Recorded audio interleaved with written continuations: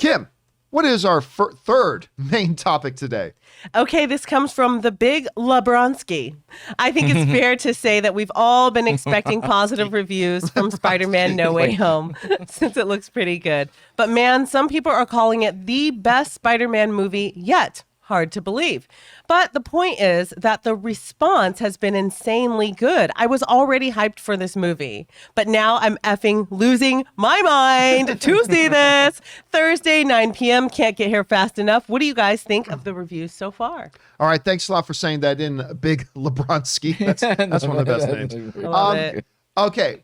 It is simply this. So last night, Ray and I did Reaction Watch 2021. As we streamed live as the first reactions and reviews started to come out. And I set the over-under number at 87%. I said, by the time this broadcast is done, what will the Rotten Tomatoes meter be at? I set the line at 87%. Did a little better than that. We finished the night with it at 100%. Now, it is not 100% anymore. It has come down. As of right now, this moment, Spider-Man No Way Home, there are 62 critic reviews registered. More are coming, obviously. And it is holding a 98%. There is one negative review so far. All the other ones are positive, which rounds it out to 98% on the thing there. And what's really interesting is the enthusiasm of it. You're right. You're right, Lebronski. Some critics were calling it the best Spider-Man movie ever. I saw one or two critics saying it's the best Marvel movie ever. Now, a lot of the other ones are just saying this is a fantastic movie. A lot of the critics weren't going so far as to say this is the best Spider-Man movie, because then you're saying being better than Into the Spider-Verse or Spider-Man 2, and that's a tall order. So most of them weren't saying it's the best Spider-Man movie, and certainly the vast majority of them were not saying it's the best Marvel movie ever, but they were pretty much all in unison proclaiming that this movie's great. That was pretty much it. They're all saying this movie's great. And as we go down, we start looking at some of the reviews here, particularly amongst a lot of the top critics. The reviews have been pretty awesome. They've been pretty good. And everybody's saying, now here's the thing. A lot of people don't know how to read Rotten Tomatoes. Here's why these numbers are so important. And here's why these numbers are so impressive. When you look at a 98%, and you got to understand this because this is key. We're talking about reviews from 62 critics, right? 62 vastly unique, vastly different, with different tastes and different opinions. A room of 62 people who like different types of movies from each other. That some will love one kind of movie and others will hate another, and all that kind of stuff. A very diverse group. I know a hell of a lot of the Rotten Tomatoes critics, and none of them could be more different from each other.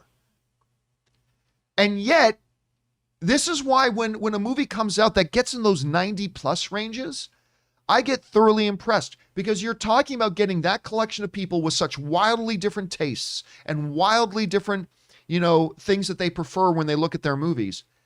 And 98% of them say, yeah, we all agree this movie's really good.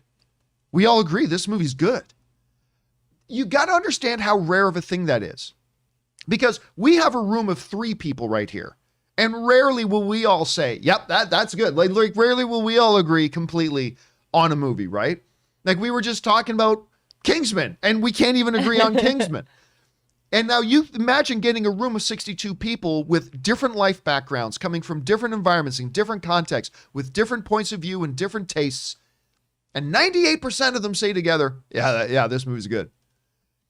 That's incredibly impressive. It is so hard to get somebody to like a movie. And when you get these types of, that's why I was so impressed when Shang-Chi came out and was able to nail the types of reviews that it was getting. That's why I get so impressed when I see these types of reviews, because you've got to win over different people with different tastes, and all of them come together and say, yep, we like it. You got to get people who love period pieces and people who love comic book movies. You got to get people who love documentaries versus people who love animated movies. And you got to get all of them to look at this one movie and go, yeah, this is good. And as Ray and I sat there last night, going through, as all the reviews and the reactions started to filter in, it just became really apparent. It looks like Sony and Marvel have a pretty special movie on their hands. Now, I'll straight up, I'm not expecting to like this movie as much as Shang-Chi. But, I mean, all I cared about, because Ray, you remember I said last night, some people saying, do you think this could be the greatest thing? I don't need Spider-Man No Way Home to be the greatest thing. All I want it to be is a good movie. That's all I care about. Just give me a good movie. Not every movie has to be Logan. Not every movie has to be The Dark Knight. Just give me a good movie. And it looks like that's exactly what we're getting. Ray, so we were doing the show last night. Like, what was jumping out to you the most as we started reading all the reviews and the things? Like, what stuck with you most as you were looking, or maybe that you were happiest to see or read? I just was happy to see that people were having fun and smiling. And the emotional part, probably got to prepare for that. A lot of people are saying it's an emotional movie. But for the most part, I love that they're saying there's some fan service in there. Yeah. I mean, I don't know. I'm just really looking forward to it. The excitement. That's the thing that surprised me a little bit, actually, was how many people were just started out saying, like, you expect to see words like fun, right? Yeah. Right. Which is good. That's a good thing. I want to see the word fun. You expect to see the word fun. You expect to see the words action. Right. You expect to see the word surprises, right? I wasn't expecting how many of these reactions and reviews that were coming out that were really leaning into emotional. That was, because you're right, Ray. That was a common thing that we kept seeing repeated with a lot of them was it's emotional. And what's funny is when so the reviews mentioned fan service, some of them said it was a negative, some of them said it was a positive. So I guess it all depends on the person, right? Yeah, I mean, it depends on each individual and how they see it. So that's the stuff that stood out to me the most. Kim, you've had a chance to see some of the reactions and reviews coming out. What are some of the key things that have stood out to you as you're reading through a lot of these reviews and things? Well, one is well-made film. It's so important because there's so many of us that if other non-hardcore Marvel hero comic book movie fans weren't giving the review, we would say it was good because we got what we wanted. We got to see so-and-so and they brought back so-and-so and so-and-so. And then did you see that little Easter egg? There's so many other reasons why we'll love it. But for a film lover, just in general, to say it's a well-made film, that it's a good film, that it hits the emotional notes. Oh, let me tell you, after yesterday, someone questioning, what if this movie's terrible? I was so nervous. I've been very excited up to this point, but I was actually very nervous. I was like, oh God, what if we get all this fan service and we see Charlie Cox come in and we see Toby and Andrew and this person and X-Men and or whatever, all of our hopes and dreams, but it's just not a well-made film from a film critic's point of view. And I'm so relieved that it sounds like, we haven't seen it yet, but it sounds like it's just a good film. And that makes me really proud of the evolution of comic book films and the opportunity to reach people that might normally say, from a Ridley Scott point of view, I don't want to see those comic book films, It makes me happy that people outside of our kind of family can appreciate it. All right. I just want to throw in something here too, because I'm seeing a lot of people in the live chat who do not understand how Rotten Tomatoes works, right? I'm seeing some people, Rotten Tomatoes is a biased, flawed system because if somebody gives somebody a 6 out of 10, that shouldn't be counted as positive. Okay, look, you don't understand. Rotten Tomatoes, it's not the way Rotten Tomatoes works. As somebody who is a Rotten Tomatoes critic, although I've only used it like twice in the last year, some people have this impression that, you put in a score and then Rotten Tomatoes decides if the score you gave was positive or negative. That's not how it works. I, as the critic, when I go into Rotten Tomatoes and register my review on Rotten Tomatoes, the first thing I do is I register whether I feel positively about this film or I feel negatively about this film. I'm the one who gives it that. Rotten Tomatoes doesn't give it to you. I give it to it. So the first thing I do, besides putting in, the name of the movie and whatever, then I say, is this a tomato or is it, what is it? Or is it a green tomato? Is it a fresh red tomato or is it a green tomato? The critic chooses that. So the critic is the one who says, I liked this movie. Click. Or I did not like this movie. Click. And then it's arbitrary. Then it gives you the option if you want to say a score. When you're somebody like me and you got to just put in a score, I don't even pay attention. Like I did one for Free Guy and I just like, I don't know, 8 out of 10, whatever. And people are saying, oh, Campea, you gave it an 8 out of 10. Does that mean you liked it more than that movie you gave a 7.5 out of 10 to once? And does that mean you like it less than the movie you gave an 8.5 to? And I say, no, it didn't matter. Didn't matter. All I was trying to say in Rotten Tomatoes is that this is a really good movie. So I was saying, then I just threw in a number there for shits and giggles. But a lot of people, they think that, oh, well, one critic gave it a 6. That should be a negative. No. The critic decided, I like this movie, so I'm going to give it this. And that's the key. That's why it's important. That's why this system is far better than any other, because there's no perfect aggregate review system. There's no perfect aggregate review system. There's just not. There's flaws to all of them. Even Metacritic too. Even Metacritic has some major flaws to it. About that one. But the reason that I believe the Rotten Tomatoes is the best one to do it is because when you understand the diversity of people with vastly different tastes, if you can just get a number of them to say, we didn't like this movie or we like this movie, that just gives us as the viewers a general idea that, hey, I am likely to like this movie, doesn't guarantee it, or I am likely to not like this movie, but it doesn't guarantee it. It just says if all these people can get that. And when you look at something like Spider-Man, a movie like Spider-Man that is doing some pretty bold, wacky things just from what we've seen in the trailers and everything, and you can get 98% of them to go, I mean, some of them think it's the greatest film of all time. Some of them think it's pretty good, but they're all saying it's good. It's a good movie. It's good. And that's all that matters. Yep. That's all that matters. Yep. So that's the crazy thing. What were you going to say, Ray? I'm just saying, like, to go into a movie with like, just being too serious when there's Spider-Man in the title of the movie. I mean, you just have to have fun with it. You know? See, I don't believe that the two have to be divorced from each other, right? Like, I don't think you either got to choose to have a fun movie or choose to have a good movie. You can do both. Right. You can make it a good movie and fun, right? Because we've seen a lot of these people. Well, because, I remember when we would be talking about like Transformers 2, 3, and 4 and stuff like that. It's like, these movies are dog shit. And people are like, well, you just got to have fun with it. It's like, no, if it's good, I'll have fun. If it's good, I will have fun. Now, of course, there are some people who love those movies, and that's great. All films are subjective. But I mean, for me, it's not an either or. And what's really cool to hear coming out of Spider-Man is that they're basically saying, this is both fun and emotional and well told, and this is a good movie.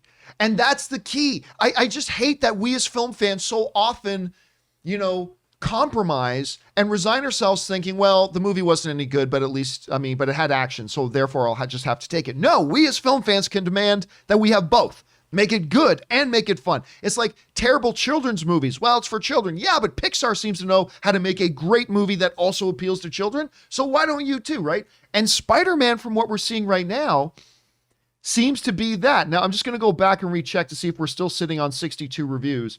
And now we are up to 64. It's like reaction watch again. Yeah. We're now up to 64 reviews, still holding at 98%, still just the one negative review. And I had a question for you, John. Yes. Like, has there ever been 2 studios that shared a character before? A character and actually had to have input on both sides? Because to me, like, they're doing a pretty good job at there have been many movies in Hollywood history where 2 studios partnered together to make a movie, but like a unique situation like this where you have a Spider-Man character who is literally going to be in Sony movies and literally going to be in Marvel movies. There was a James Bond film that was made that Sean Connery came back to play in that wasn't actually considered an official Bond movie because it was with the wrong studio and all that. So maybe the James Bond, that's a really good question. I can't think. It's just, I'm saying, like, people try to find loopholes in stories and stuff like that. But when you look at the whole thing, it's like 2 studios trying to share a character. And then there's also a connected universe. I mean, yeah, it's not always going to be perfect. First. You know what I mean? This is a first. We like what Sony and Marvel are doing together right now, like, is something we have never, we've seen it in television before. We've seen characters from TV shows cross over, but what we're seeing here between 2 different studios crossing over their own cinematic universes, like when we were watching the Morbius trailer and all of a sudden Michael Keaton pops up, like that was something that I can't recall ever having seen before, right? Like, that is a character in an MCU movie. And this is a Sonyverse movie, and there he is. And when that happened, when that first Morbius trailer dropped, it was like, wait, this is unlike anything I've ever seen. And so it seems that they're kind of doubling down on that right now. So, okay, Ray, let me ask you right now. At the whole review stuff last night, all the reactions, has your needle moved on Spider-Man? Like, are you more excited now for Spider-Man? I don't know if it was possible for you to be more excited. I'm more excited for You're Spider-Man. more excited after the reactions. But I was telling the chat, for some reason, now that the reviews are out, why am I getting this excitement growing for Matrix now? I think maybe my mind just moved. I think my mind just moved on to the next movie that I was kind of interested in, seeing. You know what I mean? Right. Maybe it just so now you're just resigned. Okay, now I know this movie's great. Now I'll start thinking about the next one. Yeah. I know, Kim, what about you? Has this moved the needle for you at all? Are you more excited, or are you just exactly the same as it was? What are you feeling about it? I'm just more calm. I'm not so much, because yesterday I was excited, but then nervous excited. And so today I'm like, it's a good film. Great. Let's go. Yesterday I was like, I'm so excited. I could jump out of my skin either way, but yikes.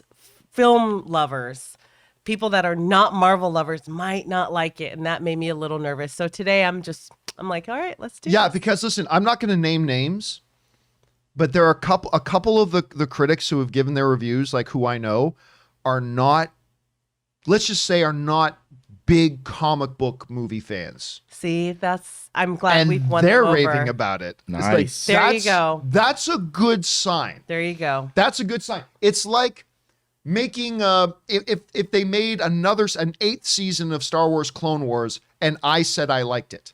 That would mean a lot. That would mean a lot, because I'm generally not a fan of Star Wars Clone Wars, right? But that would mean a lot. So anyway, and you know what, Ray, I can feel you on that, because I find myself now, because what is the movie I've said I'm looking forward to more than Spider-Man No Way Home? The Batman. I'm the Batman. The Batman is the one I'm actually more excited about the Batman than I am But that's far, far away down there. It is. It's further down the road. But I feel, because you're saying, like, hearing all these great things about Spider-Man has kind of increased your excitement for Matrix. I can actually, that sounded weird to me at first when you said it, but then I thought about it for a second. I'm actually feeling myself getting even more excited for the Batman now. It's like that, the rising tide raises all ships thing. I'm like, now I'm even more excited. All your energy was put into this Spider-Man, and then it's like, oh, let me think about something else now. Like, you have to let your brain like relax for a minute, Yeah. Too much Spider-Man, you're gonna end up overthinking it, just like the reviews. So right now, we are roughly 51 hours away from when we go over to our private theater booking to go watch Spider-Man No Way Home. But we got Hawkeye. So excited. And we got Hawkeye tonight. Hawkeye. I can't believe we're not even talking about Hawkeye. Hawkeye's got what they say is going to break the internet. Yep. Are we going to see? Oh, that's the topic for another time. Are we going to see Vincent D'Onofrio tonight? I don't know. We'll take care of tonight at least. Yeah. We'll worry about that later. But guys, the question is for you. We now actually have reviews and reactions from people who have actually seen Spider-Man No Way Home. There are 60, what did I say the final number was? There are 64 critic reviews registered right now. Out of those 64, 63 of them say this is a good movie. And only one didn't like it all that much. It's got a 98% right now. I'm sure that number will probably come down a little bit as, we get another 100 reviews come in, but still, it's looking and sounding really good. How do you guys feel about this? Does this increase your enthusiasm for it? Does it not really matter? Maybe you were never enthusiastic for it at all. Whatever you guys are feeling, jump down into the comment section below and let us know your thoughts.